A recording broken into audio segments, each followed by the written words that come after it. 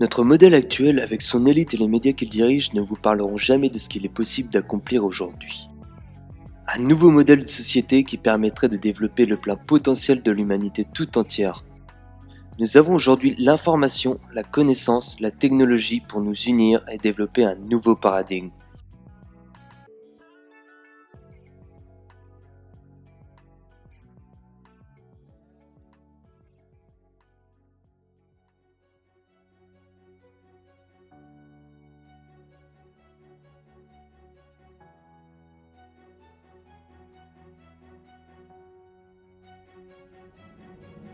Bien que cela puisse paraître utopique, il est possible de transcender la mondialisation néfaste d'aujourd'hui en avantage pour l'humanité. La technologie nous a rapprochés, l'astronomie nous a fait prendre conscience de la petite place qu'occupe notre planète dans l'univers. Imaginons qu'il y ait des peuples beaucoup plus avancés que nous ailleurs. Pensez-vous vraiment que leurs planètes sont encore divisées en de multiples nations? D'un point de vue universel, l'humanité ne fait qu'un. La crise environnementale appelle plus que jamais les peuples à s'unir afin de réparer nos erreurs au plus vite. Oubliez votre patriotisme envers votre nation maintenue par des frontières artificielles. Imaginer un monde sans frontières, c'est imaginer un monde sans guerre, uni vers le but de prospérer, de progresser, tous ensemble dans l'unité.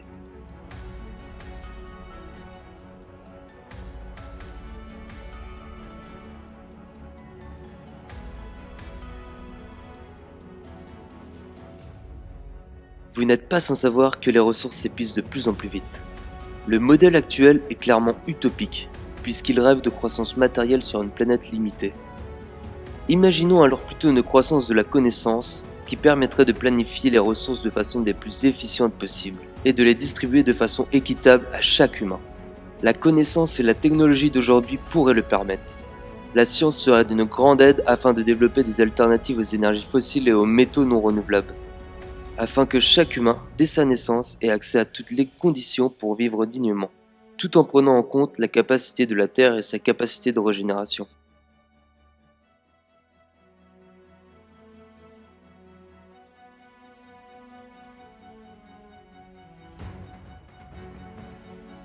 Aujourd'hui, la technologie et les progrès scientifiques sont utilisés la plupart du temps pour le profit. Il nous faut se réapproprier ces progrès pour servir l'humain de façon éthique.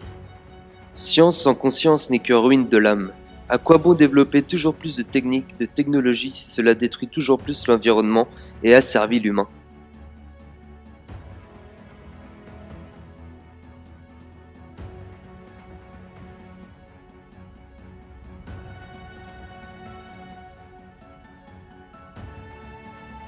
Dans le modèle actuel basé sur le profit, il est désavantageux de créer des machines durables, car il est bien plus bénéfique pour une entreprise que l'on remplace totalement un objet dès le moindre défaut. De plus, il est nécessaire pour elle de créer de nouveaux modèles fréquemment afin de faire toujours plus de profit, faisant croire ainsi aux consommateurs qu'il est temps de changer d'appareil pour être à la page. Si tous les ingénieurs coopéraient pour concevoir le meilleur appareil avec des pièces interchangeables qui pourront être remplacées dès qu'elles deviennent défectueuses ou qu'une alternative plus efficiente est conçue, il serait alors possible de faire durer des appareils bien plus longtemps, des dizaines voire des centaines d'années, comme cette ampoule brillante depuis 1901.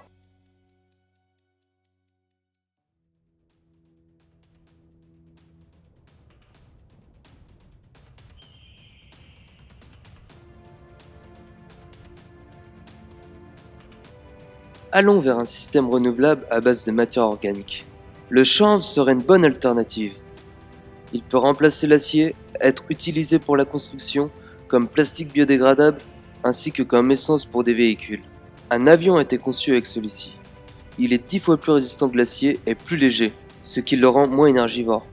Au lieu d'utiliser du béton, qui nécessite une énorme quantité de sable où la pénurie commence, les alternatives organiques existent. Et au lieu d'utiliser des ressources qui ont mis des milliers voire millions d'années, il est possible d'utiliser des matières organiques poussant en seulement quelques mois.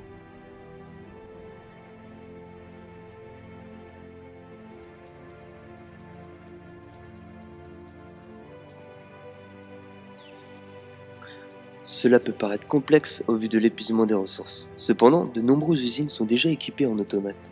Il suffirait alors de se les réapproprier en les mettant au service de l'humanité et non du profit. De plus, s'il n'y a plus de frontières, Les guerres n'existeront plus. L'armement sera donc obsolète et donc recyclable. Souvent muni de pièces complexes, elle pourrait fournir d'importantes ressources pour amener davantage d'usines vers l'automatisation. Il faudrait aussi que les high-tech soient utilisés en priorité pour la collectivité. Si nous fournissons davantage de transports en commun, la voiture pourrait devenir inutile par exemple, ce qui permettrait une grande économie de ressources aussi bien énergétiques que de métaux.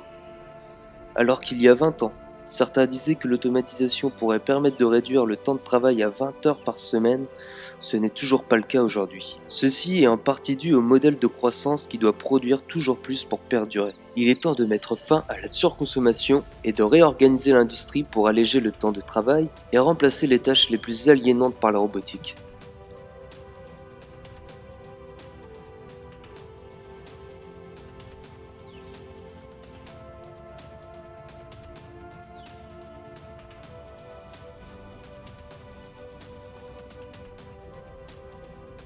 Si nous mettions les terres en commun, il serait alors possible de créer des ceintures agricoles autour des villes, ce qui permettrait l'autosuffisance alimentaire, voire plus avec l'utilisation du chanvre pour le textile, la construction, une part énergétique, des médicaments et bien plus encore. Une grande économie d'énergie au niveau du transport, de l'acheminement jusqu'à la distribution serait ainsi possible. Pour cela, il faudrait par contre des villes plus petites, mais qui pourront être reliées pour en faire des plus grandes.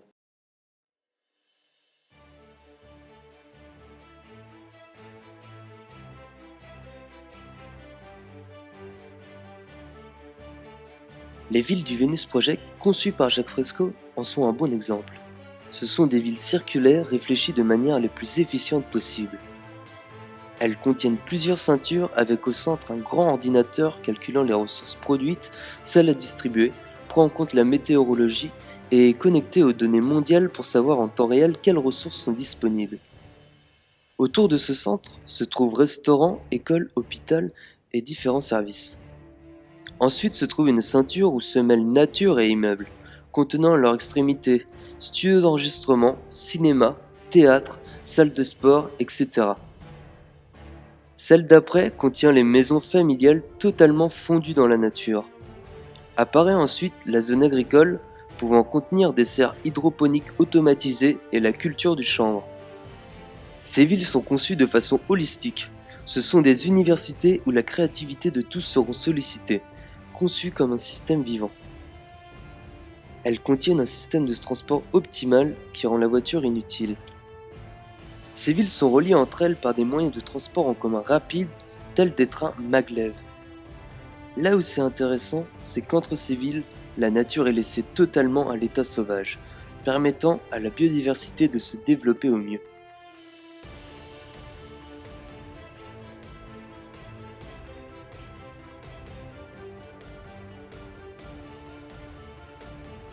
Puisque toutes les villes seront autosuffisantes et autonomes énergétiquement, et qu'elles seront directement connectées avec le reste du monde pour savoir quelle quantité de ressources peuvent être utilisées et distribuées, il n'y aura plus d'intérêt à ce que les politiciens existent.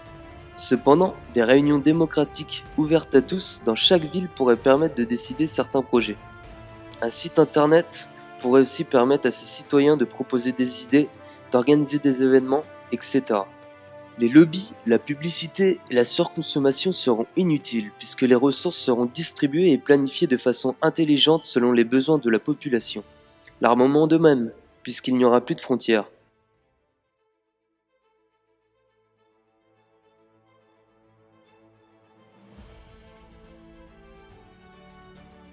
Une fois les structures mises en place, que les villes seront autosuffisantes, autonomes et le travail automatisé, il sera alors possible d'avoir accès à tout gratuitement. Que ce soit la maison, l'alimentation, l'énergie, l'éducation, les services. Les objets high-tech seront uniformes, designés et conçus de manière optimale avec pièces interchangeables remplaçables lors d'un défaut ou pour amélioration. Ainsi, il n'y aura aucun intérêt à les accumuler. Pour ce qui est des objets utilisés périodiquement tels une perceuse, des instruments de musique, caméras, outils, etc., ils seront en accès libre dans des sortes de bibliothèques ou dans des salles telles des Fab Labs conçus pour bricoler, des studios pour faire de la musique, de la vidéo, etc.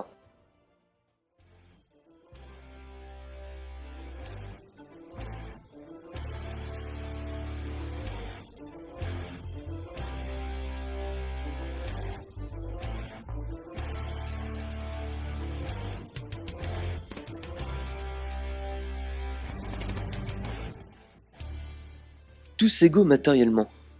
Il n'y aura plus possibilité d'être propriétaire de palais, de voitures de luxe, de jets privés et autres superficialités du pouvoir. Tout le monde aura accès à tout ce qui lui est vital sans contrepartie.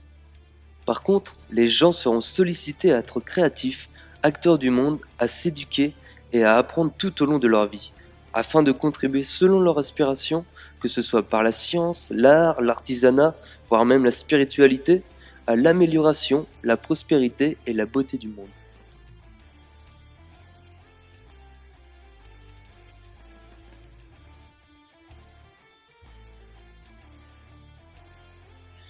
Nous sommes aujourd'hui dans ce qui est appelé la 6e extinction de masse. Des centaines d'espèces disparaissent chaque jour. La déforestation s'accentue de jour en jour. La mer est remplie de déchets. Les ressources s'épuisent, les terres arables aussi. Nous surexploitons les poissons, le bétail et bien plus. Il est en notre devoir d'apprendre de nos erreurs et de réparer tout ce que l'humanité a engendré de plus néfaste. Sinon, il y aura un risque qu'elle disparaisse à son tour.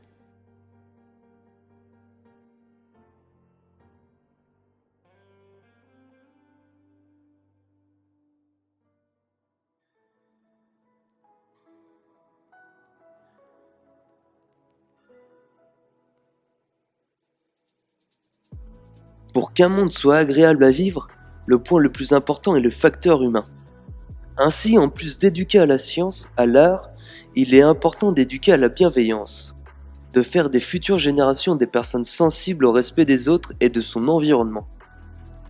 De plus, l'éducation pourra se faire davantage par l'expérience en agissant directement sur les choses plutôt que d'apprendre seulement de la théorie. L'environnement des villes pourront leur permettre d'être connectés à la nature et ainsi y être sensibilisés.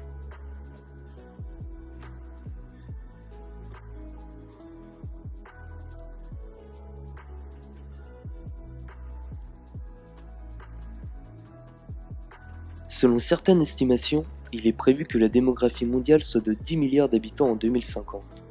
Si l'on veut fournir un haut niveau de vie et prospérer, il sera difficile de passer cette barre. D'où l'importance de décroître petit à petit. Si les familles se mettaient d'accord sur la procréation de 2 enfants maximum, alors la démographie décroîtra d'elle-même. Nous pouvons voir que cela se fait naturellement dans les pays où l'éducation est importante.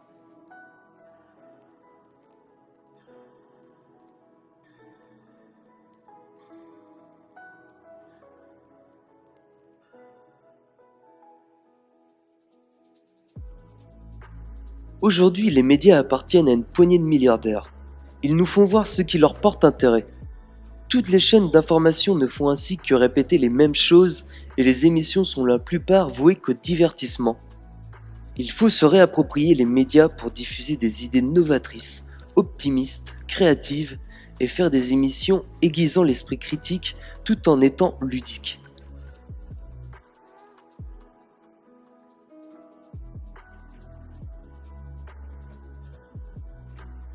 Il faut redonner un sens à la vie. D'abord, il y a celui que chacun lui donne. Mais il est possible de donner un sens, un but, un objectif à l'humanité tout entière, dans celui d'améliorer ce monde ainsi que d'assurer sa prospérité. Ensuite, il est possible de solliciter et de mettre en place un système de motivation pour que chacun se développe dans son plein potentiel.